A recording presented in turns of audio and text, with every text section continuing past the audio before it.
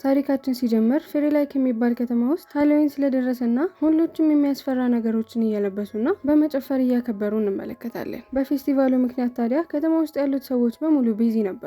በተመሳሳይ ሰዓት አንድ ከሊን የምትባል ጋዜጠኛ ስለሚዘጋጀው ፕሮግራም ከካሜራ ፊቱና ገለጻ እየሰጠች ነበር። ስራዋን ከጨራረሰች በኋላ ልብሷን ቀያይራ ጫካ ለጫካ ሁል ጊዜ የምታደርገውን ሩጫዋን ማከናወን ትጀምራለች። እየሮጠችም ታዲያ በጣም ተመስጣ ስለነበር ሳታስበው ጫካ ውስጥ በጣም ትገባለች።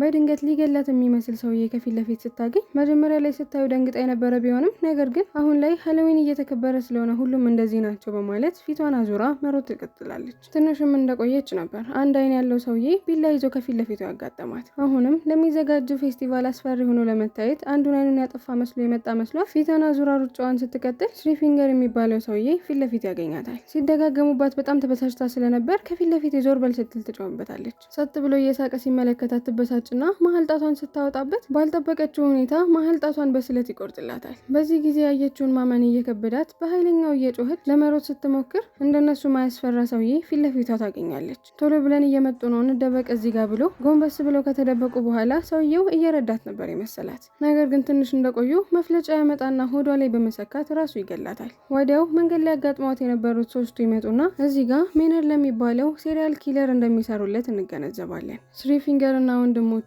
መሬት ላይ ያለችውን ሴት ተሸክመው ሬሳ ወደሚደብቁበት ቦታ ይወስዷታል። እዛም ካስገባት በኋላ አንድ በአንድ እየቆራረጡ ይመገቧት ጀመር። ሜነርድ በሩን ከፍቶ ልክ እንደገባ ነበር ልጅቷን ከገደላቿት በኋላ ለምንድን ነው ማስረጃውን በሙሉ ጽድት ያላደረጋችሁት ብሎ እየተሳደበ ነበር ወደ ውስጥ የገባው። በኋላ ላይ ወደ ተራራው አካባቢ የሚዘጋጀውን ፌስቲቫል ለመታደም 5 የኮሌጅ ተማሪዎች መኪናቸውን እየነዱ በዛ በኩል ሲያልፉ ሜነርድ አውቆ ከመኪናቸው ፊት ለፊት ይገተርባቸዋል። እሱን ላለመግጨት ብለው በአቅራቢያው ቆሞ የነበረ ዛፍ ጋር ይጋጩና መኪናቸው ከአገልግሎት ውጭ ይሆናል። ውስጥ ከነበሩት ተማሪዎች አንድም ሰው ስላልተጎዳ ወደ ውጭ ሲወጡ ሰውየው መሬት ላይ ተጋድሞ ነበር። ወይኔ ገጭተን ገደል ነው እያሉ ሌሎቹ ፈርተው የነበረ ቢሆንም ነገር ግን አንዱ በፍጹም መኪናው እንዳልነካው እርግጠኛ ነበር። ቢሊ ታዲያ ወደ ተጋደመው ሰውዬ ጋር ጠጋ ካለ በኋላ እንደሞትና እንዳልሞተ ቼክ ለማድረግ ሲሞክር በፍጥነት ሰውየው ይዞ በነበረው ቢላ ቢሊን ይቆርጠዋል። ይህንን ሲመለከቱ ይበሳጩና ሰውየው እዛው ባለበት በእግራቸው ይረጋግጡት ጀመር። ነገር ግን እነሱ አላወቁም ነበር እንጂ ሶስቱ ወንድማማቾች ከሩቁ ነው ስራቸውን በሙሉ እየተመለከቷቸው ነበር።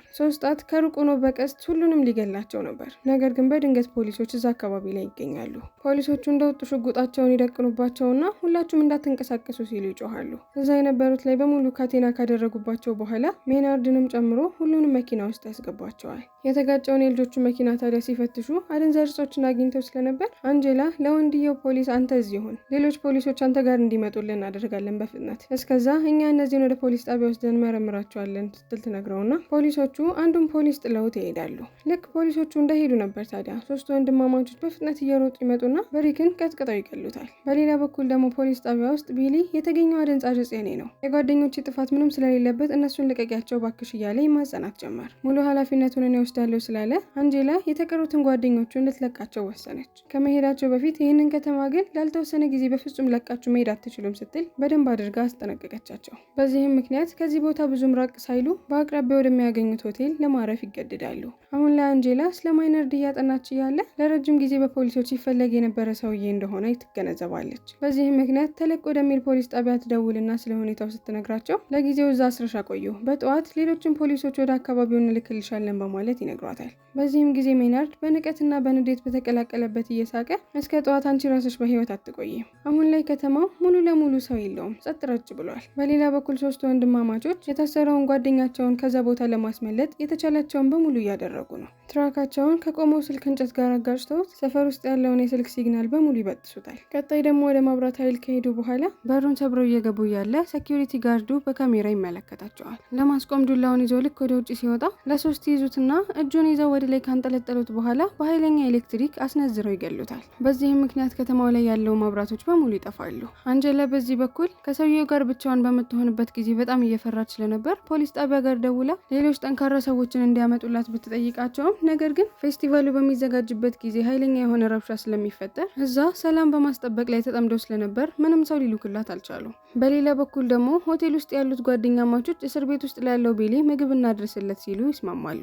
ክሩዝ ታዲያ እየሄደች ያለ 3 ጣት መንገድ ላይ ያገኛታል። ወደ እሷ መምጣት በሚጀምርበት ጊዜ አደጋ ሊፈጠር እንደሆነ ስለገባት ወደፊት መሮጥ ትጀምራለች። ነገር ግን እስከሚይዛት ድረስና በአስተቃቂ ሁኔታ እዛው በቆመችበት እስከሚገላት ምንም አቅም አልፈጀበትም ነበር። ብዙ ብዙም ሳይቆይ የቢሊ ደግሞ ሌላኛው ጓደኛው ልጅቷ በተገደለችበት በኩል ቀስ እያለ እያለፈ ነበር። ነገር ግን ሶስጣት የገደላትን ልጅ እየተመገበ ስለነበር በሰዓቱ የማያልፈውን ልጅ አልተመለከተውም ነበር። አካባቢውም ደግሞ ጨለማ ስለነበር ልጁም ቢሆን ጓደኛው በአሰቃቂ ሁኔታ ተገድላ ሰው እየተመገባት እንደሆነ አልተመለከተም ነበር። ጁሊየት ፖሊስ ጣቢያ ውስጥ ከደረሰ በኋላ ቢሊ እንዳየው ክሩዝ የት አለች ሲል ይጠይቀዋል። ጁሊየትም ግራ በመጋባት አንተን እኮ ላግኝ ብላ ከኔ ቀድማ ነው የወጣችው በማለት ይመልስለታል። በተመሳሳይ ሰዓት ኒታ ሻወር ለመውሰድ እየተዘጋጀች ነው። እዛው ክፍል ውስጥ ታዲያ የተቀሩት ሁለት ወንዶች አንደኛውን ጓደኛዋን ጠፍረው እየታገሉት ነበር። በዚህም ጊዜ እሱ ለእርዳታ መጮህ ሲጀምር ሌላ ክፍል ውስጥ የነበረችው ኒዳ ድምጹን ትሰማና ቀስ ብላ ልትወጣ ስትል አንድ አይን ከኋላ ይመጣና እሷን አታክ ያደርጋታል። እዛው እየታገላት እያለ መሬት ላይ ቢላ ታገኝና አንድ አይንን ትገለዋለች። ፖሊስ ጣቢያ ውስጥ ደግሞ እንዳሉ በር ይንኳኳል። ፖሊሷ ሽጉጧን ይዛ ማን እንደሆነ ለማየት በሩን ስትከፍት የመጣው ባሏ ነበር። ያመጣላትን ምሳቃ ይሰጣትና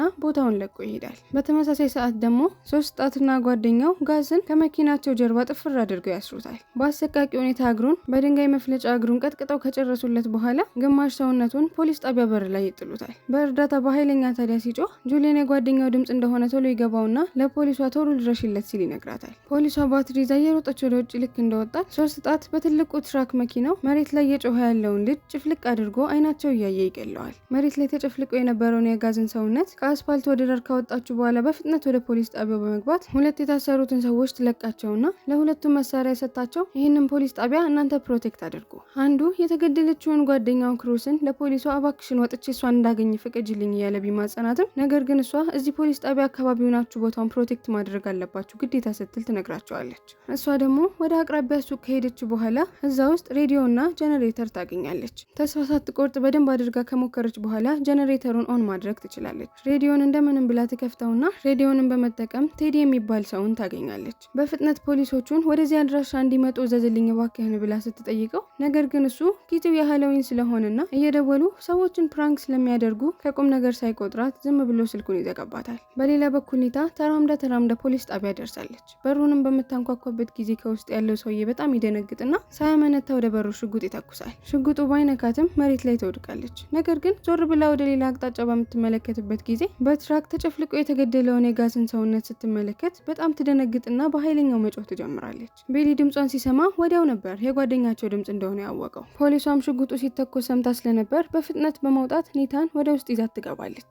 ቤሊ ቶሎ ብሎ ክሩዜት ናት አይተሻታል ሲል ይጠይቃታል። ነገር ግን እሷ ክሩዜት እንዳለች አታውቅም ነበር። እያለቀሰች እባካችሁ እዚህ ከሌለች እኔ ወጥቼ ልፈልጋት ጓደኛዬን በጣም ነው መውዳት እያለች ስቅስቅ ብላ ማልቀስ ጀመረች። ፖሊሷም ትንሽ ካሰበችበት በኋላ እሺ ስትል ትፈቅድላታለች። ወንዶቹ እኛን ፈልጋታለን በማለት ተያይዘው ከወጡ በኋላ ክሩዝን መፈለግ ጀመሩ። ነገር ግን እነሱ አላወቁም ነበር እንጂ ሶስጣት ከሩቁ ነው የሚንቀሳቀሱትን እንቅስቃሴ በሙሉ እየተመለከታቸው ነበር። ትንሽ እንደተራመዱ የክሩዝን ሰውነት መሬት ላይ ሞታ ያገኙታል። ታዲያ ቢሊ ህይወት የሌለውን የክሩዝን ሰውነት መሬት ላይ ሆኖ ሲመለከተው ውስጡ በጣም ይረበሻል። እዛ ባሉበት ታዲያ ሶስጣት በሚመጣበት ጊዜ ብድግ ብለው እሱን ማሯሯጥ ይጀምራሉ። እሱ ፈርቶ እየሮጠ የነበረ ቢመስልም ነገር ግን በስነ ስርዓት ያቀደው ወጥመድ ውስጥ እየገቡለት ነበር። የሶስጣት ሁለት ጓደኞቹ ወንዶቹን መሬት ላይ ይጥሏቸዋል። ቢሊ ራሱን ከሳተበት ሲነቃ የኳስ መጫወቻ ቦታ ውስጥ እስከ አንገቱ ተቀብሮ አንገቱ ብቻ ከመሬት በላይ ሆኖ ያገኘዋል። ከአጠገቡ ደግሞ አንዱ ጓደኛው በከባድ ሰንሰለት ታስሮ ነበር። በኃይለኛው እየጮሁ ለእርዳታ መጣራት ቢጀምሩም ነገር ግን በአካባቢው አንድም ሰው አልነበረም።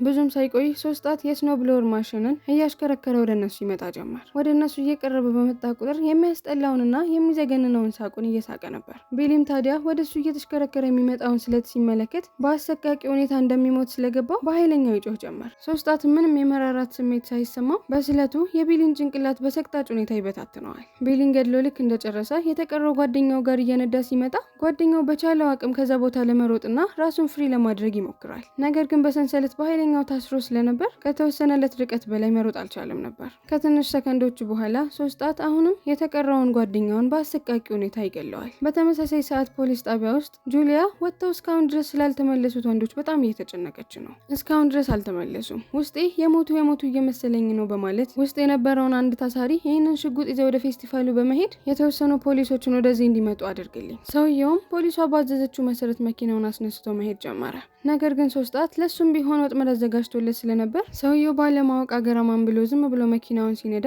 3 ሰዓት መሬት ላይ ጥሎት በነበረው የጎማ ማተንፈሻ ከሄደበት በኋላ መኪናው ተሽከረባብቶ ወደ አንድ ጫካ ይገባል። በኋላ ላይ ልክ ራሱን ከሳተበት ሲነቃ 3 ሰዓትና ጓደኞቹ በአንድ ብረታማ የሆነ በርሜል ውስጥ ከከተቱት በኋላ ያቃጥሉት ጀመር። ስቃዩን ያልቻለው ሰውዬ ታዲያ በኃይለኛ በሚጮህበት ጊዜ ፖሊሷ ትሰማለች። እሱንም ማዳን አለብኝ ብላ በቦታው ስትገኝ ቦታው በኃይለኛው ይፈነዳል። በሌላ በኩል ደግሞ ፖሊስ ጣቢያ ውስጥ የነ 3 ሰዓት ዋና አዛዣቸው የታሰረውና ከሊታ ጋር ብቻቸውን ነበሩ። ከዚህ ከለቀቅሽኝ በህይወት እንድትቆይ ፈቅድልሻለሁ በማለት ያሳምናት ጀመር። ፈርታ የነበረ ቢሆንም ነገር ግን ተስፋ በመቁረጥ የታሰረበትን ትፈታለታለች። እንደወጣ ቃሉን አክብሮ አልገደላትም ነበር። ይልቅ ስለት ያነሳና ሁለቱንም አይኗን ወጋግቶ ያጠፋላታል። በስቃይ እየጮኸች አይኗ ደግሞ ስለማያይ እየተንገዳገደች ከፖሊስ ጣቢያው ትወጣለች። ከሩቅ አንጀላ ትመለከታትና ልትረዳት ወደ እሷ ስትመጣ ሜነርድም ቶሎ ብሎ ከኋላ ይመጣና ሽጉጡን ለመተኮስ ያዘጋጃል።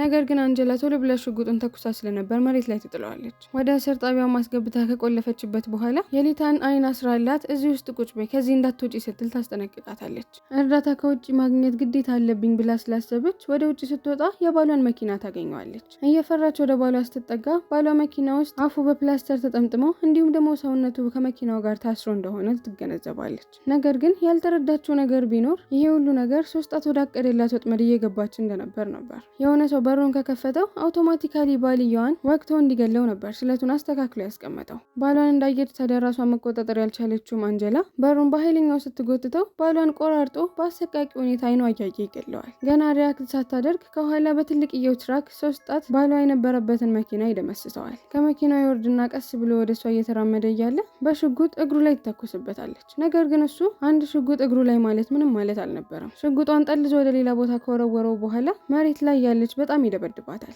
እስር ቤት ውስጥ ደግሞ ሰውየው አይን የሌላትን ኒታ ከዚህ በኋላ ቀሪ ህይወትሽን በሙሉ እያሰቃየውሽ ነው የምትኖሪው፣ ከኔ መቼም አታመልጭም እያለ አስፈሪ ቃላቶችን ሲናገር በጣም ፈርታ ስለነበር እየተንገዳገደችን ቢሆን ከፖሊስ ጣቢያው ትወጣለች። ፖሊስ ራሷን ከሳተችበት ስትነቃ ራሷን ፖሊስ ጣቢያ ላይ ታስራ 3 ሰዓትና ጓደኞቹ ደግሞ አካባቢው ላይ በሙሉ ጋዝ እያርከፈከፉ ዋናቸው ቀስ ብሎ ምርጫዎቿን ይነግራት ጀመር። ሽጉጥ አንገትሽ ላይ ተተኩሶብሽ ያለ ስቃይ በአጭሩ ብትሞች ይሻልሻል ወይንስ ደግሞ በህይወት እያለሽ እስከምትሞች ድረስ ብትቃጠ ይሻልሻል ብሎ ምርጫዎቿን ከነገራት በኋላ አፏ ላይ ፕላስተር ለጥፎ ፖሊስ ጣቢያው ላይ እሳት ይለቁበታል። ከፖሊስ ጣቢያው ወጥቶ ትራክ ውስጥ ከገባ በኋላ ከፖሊስ ጣቢያ ውስጥ ኃይለኛ የሆነ ተኩስ ሲሰማ ፈገግልና ያለ ስቃይ መሞትን መርጣለች ማለት ነው ሲል ያስባል። በሌላ በኩል ደግሞ ኒታ አስፓልት ላይ ቀስ ቀስ እየተራመደች ለእርዳታ እጇን ታውለበልባለች። እየመጣው የነበረ መኪና ካቆመ በኋላ እጇን ይዞ ወደ ውስጥ ያስገባታል። መኪና ውስጥ አስገብተዋት በሩን ከዘጉት በኋላ ነበር የተቀመጠችው አይኗን ካጠፋላት ሰው ያጠገብ እንደሆነ የተረዳችው። ላንቋ እስከሚበጠስ ድረስ ለእርዳታ እየጮኸች ሁለቱ ደግሞ እየሳቁባት መኪናቸውን እየነዱ እያሳየን ፊልማችን እዚህ ጋር ያበቃል። ከተመቻችሁ ሰብስክራይብ፣ ያልተመቻችሁ ነገር ካለ ደግሞ ኮሜንት ላይ አስቀምጡልኝ።